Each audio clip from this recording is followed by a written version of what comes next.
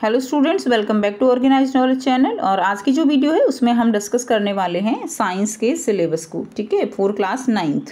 जैसा कि आप सबको अभी तक पता चल चुका है कि अब की बार जो एग्ज़ाम स्कीम है आपकी वो सीबीएसई के द्वारा चेंज की जा चुकी है।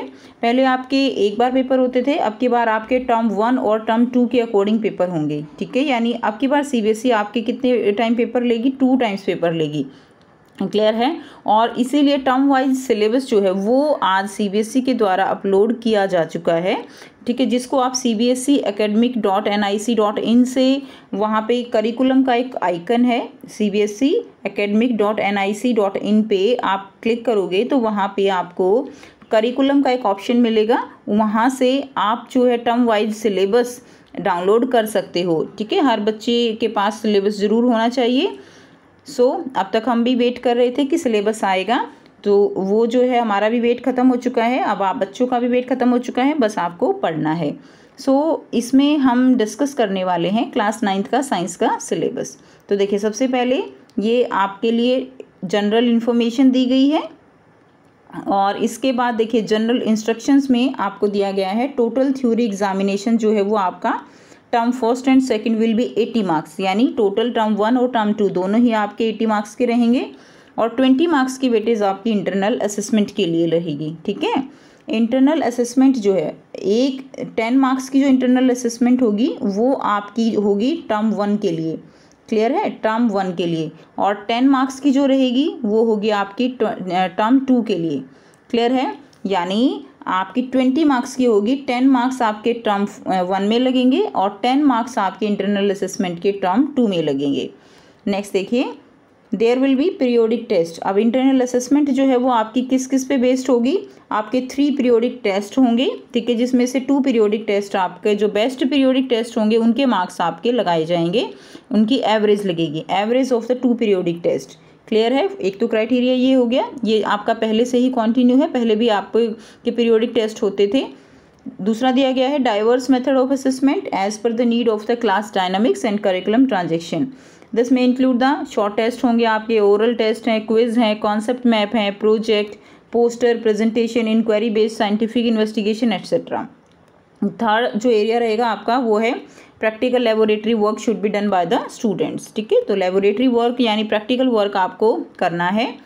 And last one is portfolio. तो पोर्टफोलियो जो है स्टूडेंट्स को वो भी तैयार करना है। तो ये हो गया आपका इंटरनल असेसमेंट के लिए। अब जो आपकी इवैल्यूएशन स्कीम है उसमें जो आपका सिलेबस है उसको देख लेते हैं। यूनिट फर्स्ट से matter, it's nature and behaviour जो है उससे आएगा आपका चैप्टर 2 इंक्लूड किया गया है जो कि है 9 मार्क्स का। सेकेंड यूनिट है आपकी organisation in the living world, chapter 5 and 6 वो है आपका 18 मार्क्स का एग्जाम। ठीक है, यहाँ से कितना रहेगा, ये चैप्टर आपका 5th चैप्टर और 6th चैप्टर आपका 18 मार्क्स का रहेगा।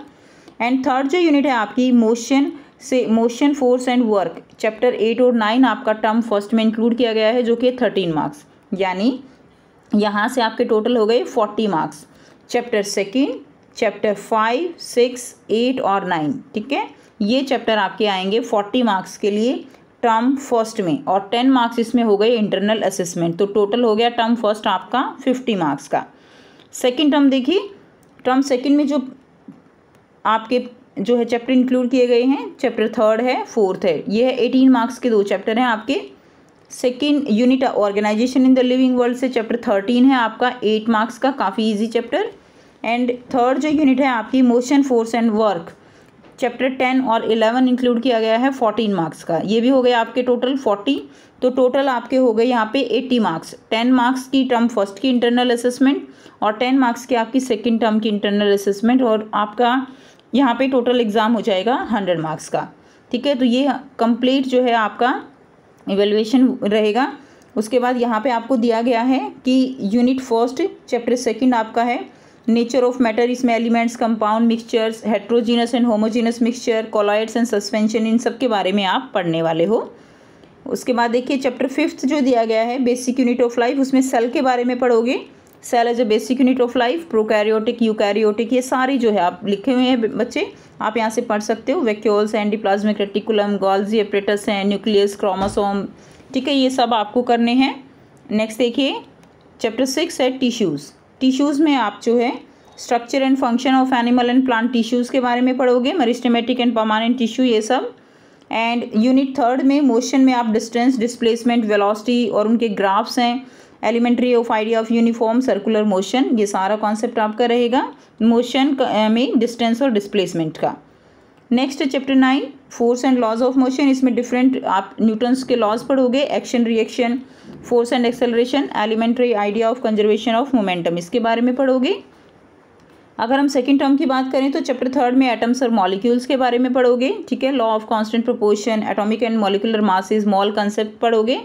स्ट्रक्चर ऑफ एटम में electron, proton, neutron, valency, isotopes and isobars आपके टॉपिक रहेंगे।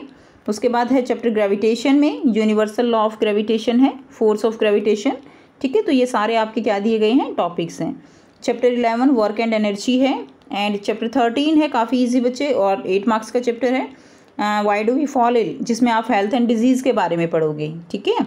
उसके बाद देखिए ओनली फॉर इंटरनल असेसमेंट जो आपको चैप्टर दिया गया है वो आपको दिया गया है, इसमें आपको जो है केवल आप ब्रीफ जो है राइट अप इसके बारे में लिखना है, तो ये केवल आपका इंटरनल असेसमेंट के लिए आपको इसको तैयार करना है, ओके। तो ये देखिए इसमें आपको this portion of the unit is not to be assessed in the year end examination, तो ये आपका एग्ज़ाम में जो है वो नहीं आएगा, बस आपको इंटरनल असेसमेंट के लिए इसको पोर्टफोलियो के लिए रेडी करना है। चैप्टर है आपका यूनिट 4 में से आवर एनवायरनमेंट, ठीक है, जिसमें आप नेचुरल रिसोर्सेज के बारे में पढ़ोगे, नेचुरल रिसोर्सेज और बायोजियोकेमिकल साइकिल जो होती हैं, ओजोन लेयर, ये सब इसके बारे में पढ़ोगे। उसके बाद आपको देखिए यहाँ पे प्रैक्टिकल लिस्ट दी गई है। टर्म फर्स्ट के प्रैक्टिकल आपको true solution of common salt ये बनाना है, सस्पेंशन, कोलॉइडल, ये सब आपको करना है। सेकंड यूनिट आपको मिक्सचर और कंपाउंड में डिफरेंस समझाने के लिए प्रैक्टिकल दिया गया है, ठीक है। सेकंड प्रैक्टिकल है ये आपका। तो टर्म फर्स्ट में आपके टोटल यहाँ से देखिए ये आपका थर्ड प्रैक्टिकल है, ठीक है, फिजिकल केमिकल चेंज से रिलेटेड। टेम्परेरी माउंट है आपका practical number 4 and fifth practical है आपका टिश्यू से related parenchyma, collenchyma and sclerenchyma. तो ये आपके टोटल 5 प्रैक्टिकल हो जाएंगे टर्म फर्स्ट के लिए। एंड सेकंड के लिए भी आपका देखिए डेंसिटी ऑफ सॉलिड ये है, और उसके बाद tap water and strongly salt water, ये जो है आपका हो जाएगा सेकेंड टर्म के लिए। थर्ड है आपका law of conservation of mass in a chemical reaction, ये आपका थर्ड प्रैक्टिकल है, ठीक है। तो ये आपका कंप्लीट है, केवल आपके 3 प्रैक्टिकल हैं सेकंड टर्म में और 5 प्रैक्टिकल हैं आपके फर्स्ट टर्म में। तो ये कंप्लीट आपका सिलेबस है। तो मैंने आपको सारे चैप्टर्स बता दिए हैं। अब आप इसको अच्छे से जो है साइट से डाउनलोड करके और इसको अपने फ़ोन में सेव ज़रूर कर लें, और इसको अपनी जो कॉपी है फर्स्ट पेज पे कंप्लीट चैप्टर वाइज सिलेबस लिख के आप उसको ज़रूर जो है इसको लिख लें कंप्लीट सिलेबस को, ताकि आपको बार बार जो है वो फ़ोन जो है उसको ना देखना पड़े कि कौन कौन से चैप्टर हैं। अपनी जो साइंस की कॉपी है उसके फर्स्ट पेज पे सारे चैप्टर्स के नाम लिख के उसको आप पेस्ट कर लें या अच्छे से लिख लें, ठीक है। तो ये थी आपकी आज की वीडियो। आई होप आपको सिलेबस जो है वो क्लियर है। फिर भी कोई डाउट है आप कमेंट सेक्शन में कमेंट करके पूछ सकते हो। So thanks for watching.